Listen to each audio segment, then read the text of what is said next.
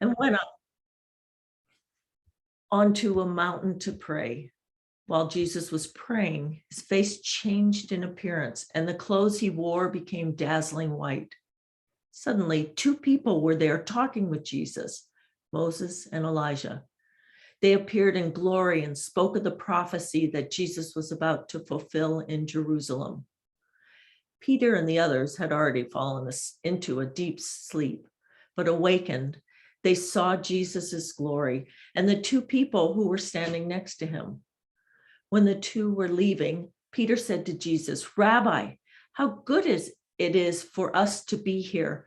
Let's set up 3 tents, one for you, one for Moses, and one for Elijah."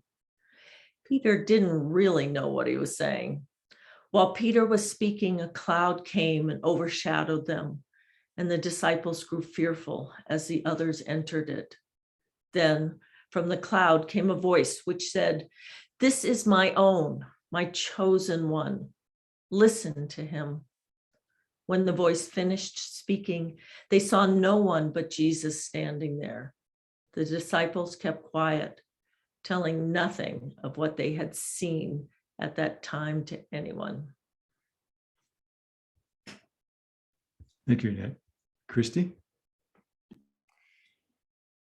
As we have already done in our time together, I want to again acknowledge the war unfolding in Ukraine.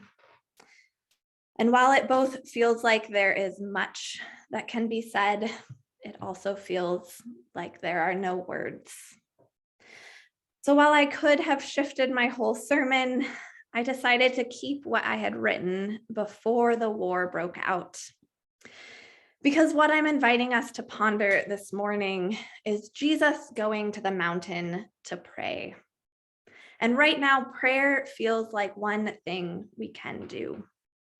Breathing our prayers for peace, prayers for creative resistance, and prayers of comfort for all whose lives have been completely turned over and who are living in terror in these days. I'm not sure who said it, but at some point, as I've been scrolling through social media in the past few days, I saw the line, "We pray because prayer is a way to say we care. Prayer is an act of love." And so as we think about Jesus's mountaintop experience, let us keep what is in our hearts close to the surface.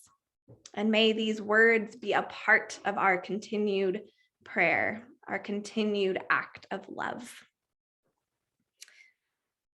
Mountains are a space where I connect with the holy. Nature has a way to center me that little else can.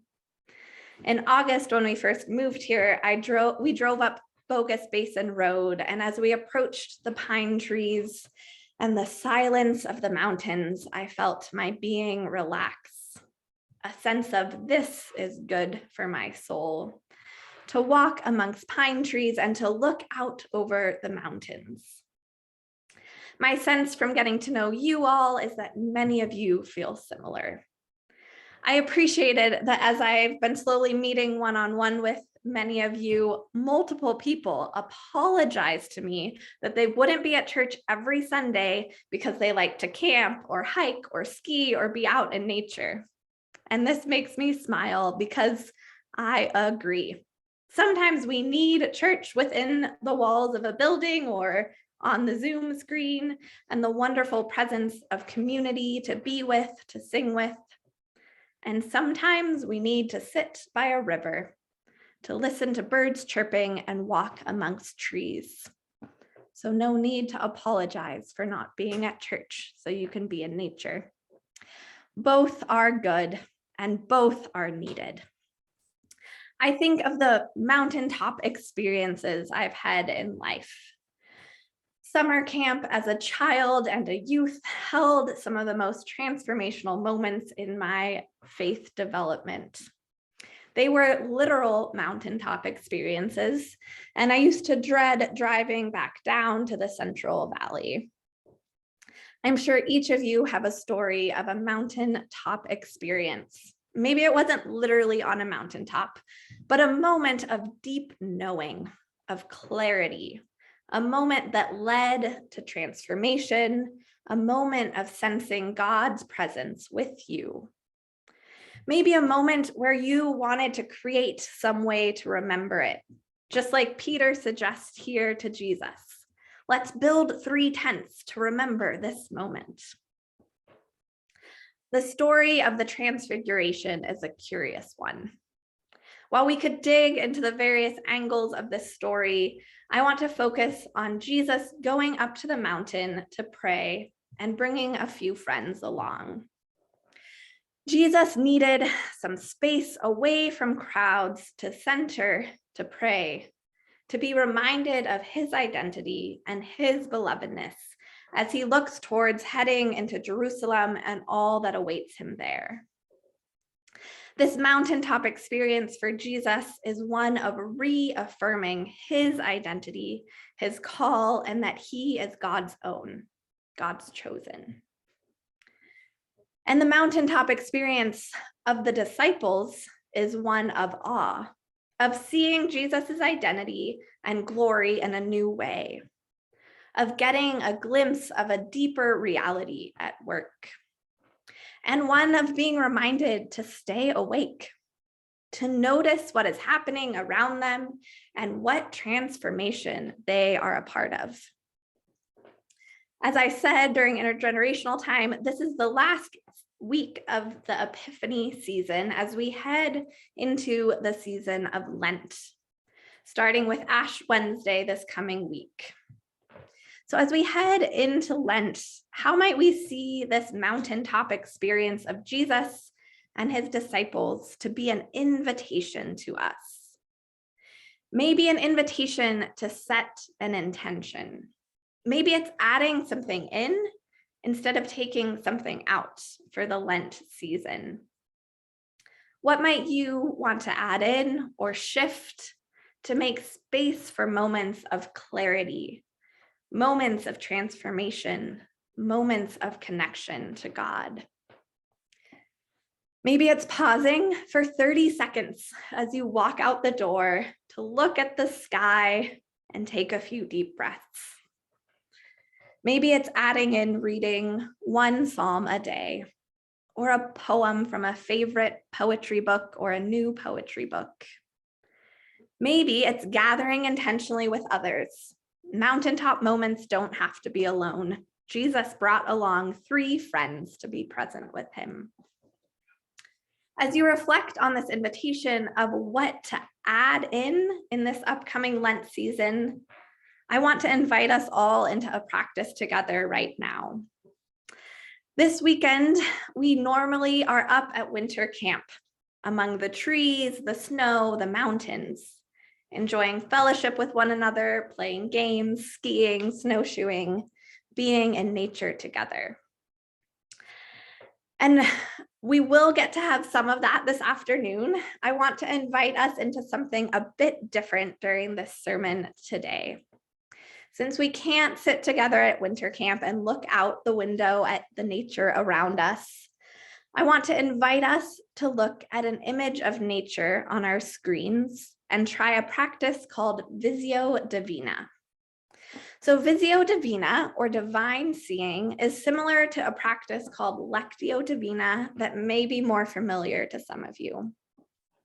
Visio Divina invites one to encounter the divine through images. It's a practice of prayerful consideration of and interaction with an image. So I'm going to share my screen, and then I have some prompts to lead us through this Visio Divina practice together. And before I share my screen, I want to name that with all going on in the world, and as we continue to follow this unfolding war in Ukraine, let this practice be what you need in this moment.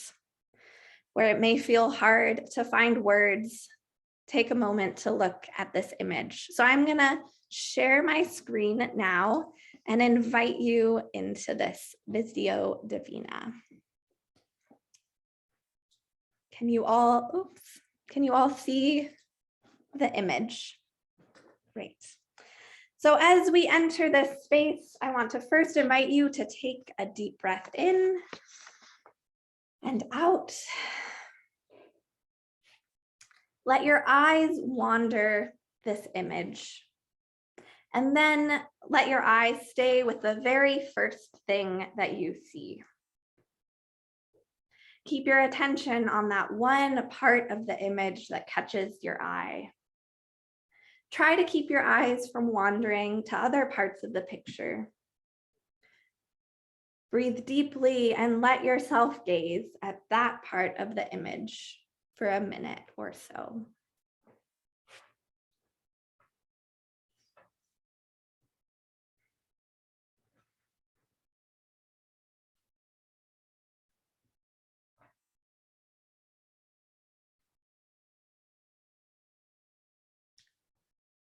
Now let your eyes gaze at the whole image again.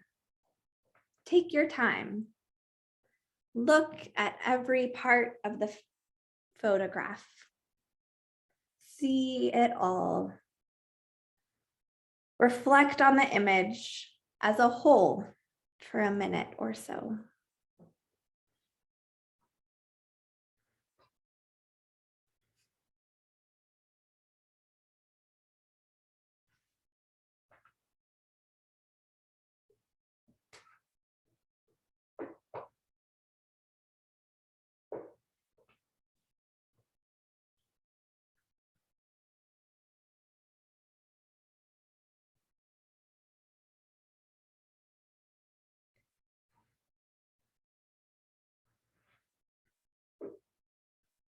And as you continue to reflect on the image, consider the following questions. What emotions does this image evoke in you?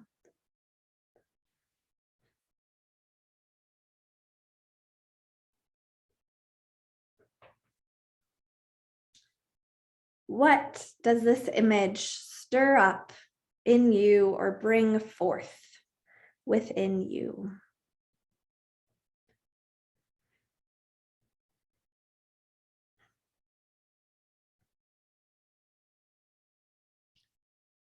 Do you get a glimpse of the sacred from this image?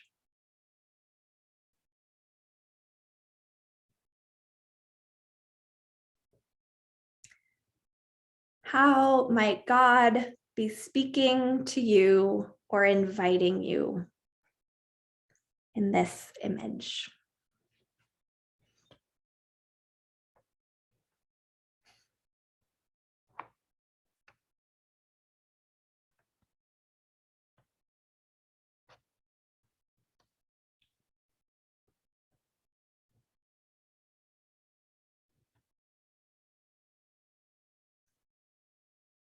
And as you sit with what you've received, I invite you to take another few breaths in and out.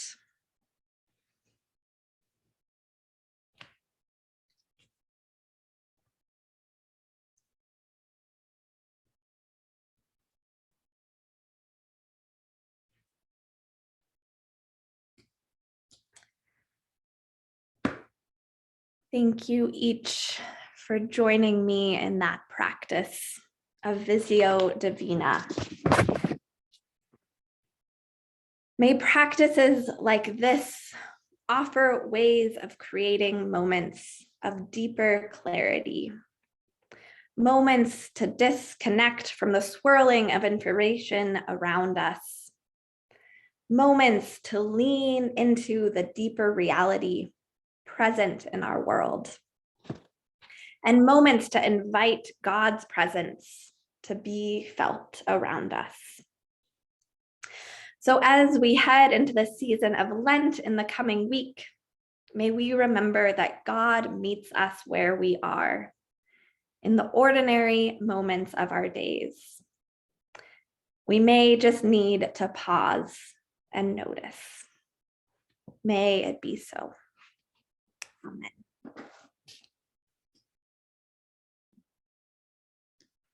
Thank you, Christy.